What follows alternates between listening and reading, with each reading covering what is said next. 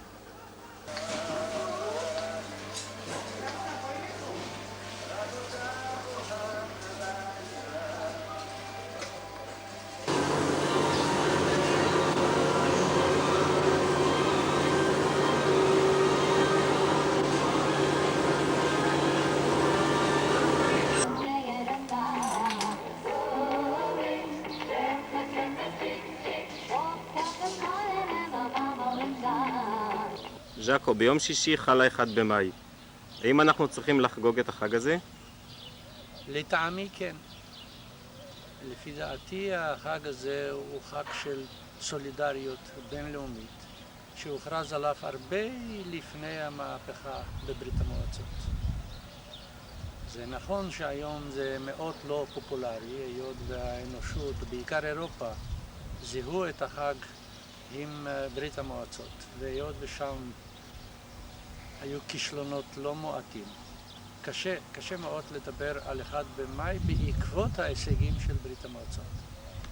אבל אם לדבר על סולידריות בינלאומית ולאו דווקא מעמדית, אני חושב שצריך לחפש מועדים וחגים שמכריזים או שמבטאים קונצנזוס ככל האפשר רחב יותר.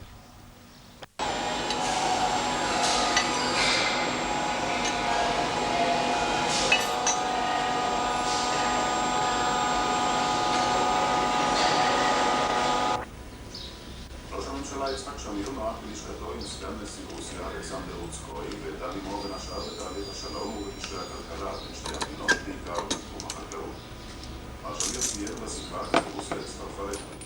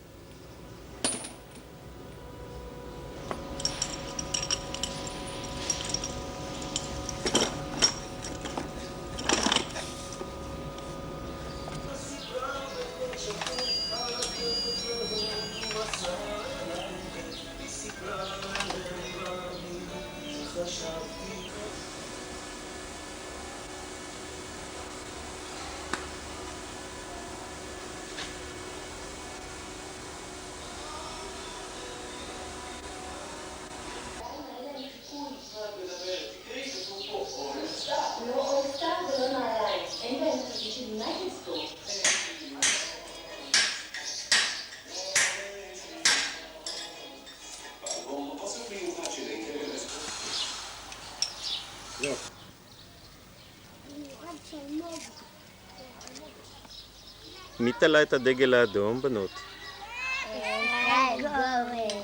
כן. מה זה הדגל האדום, אתם יודעים? זה שלך, זה של אנשים רעים. למה אנשים רעים? כי זה טבע שלהם. טבע של הדגל.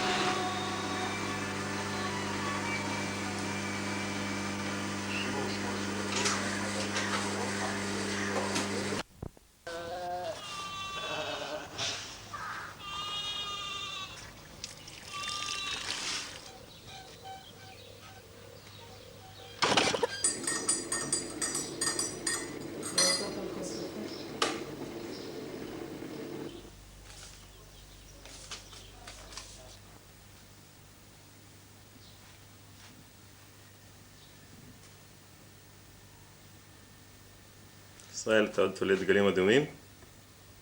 אתה עוד תולד דגלים אדומים בקיבוץ? ראית, לא? אתה אולי האחרון, לא? כנראה. כנראה, מה לעשות?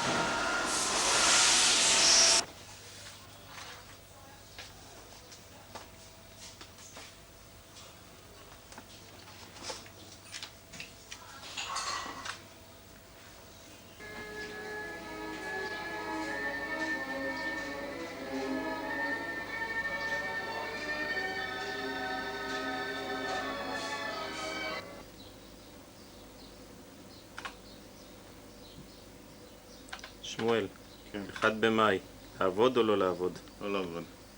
למה? אנחנו אף פעם לא היינו גרורה של ברית המועצות. אם היום אנחנו עובדים, אנחנו מודים בזה, בטענה שכאילו 1 במאי שייך לברית המועצות. אבל אני כבר מזמן אומר שזה לא שייך לברית המועצות. זה הרי חג שהומצא, שנוסד לפני 100 שנה בארצות הברית. בזכות החג הזה אנחנו עובדים 8 שעות וכל מיני דברים, הטבות סוציאליות. אז זה שברית המועצות אימצו את החג הזה, זה לא סיבה, והם התמוטטו עכשיו, זה לא סיבה עכשיו לא לחגוג. דווקא עכשיו עוד יותר צריך לחגוג לדעתי.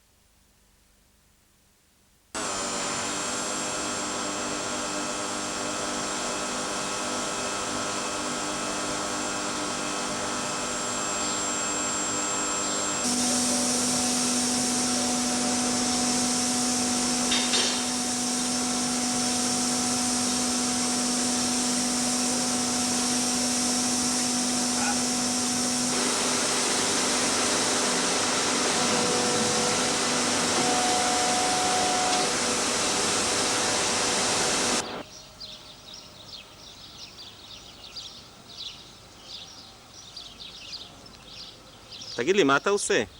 אני עובד קשה מאוד. מה זה קשה, תדע לך? אין עבודה כזאת. וואלה. זהו, גמרתי. איזה עבודה אתה עושה? סתם גזרתי את הציפורניים שלי. איזה יופי שיצא לי, ממש. ככה צריכים לעבוד. זאת עבודה נהדרת. תעבוד בקיבוץ חצור ויהיה לך טוב בחיים. זהו, ביי. להתראות.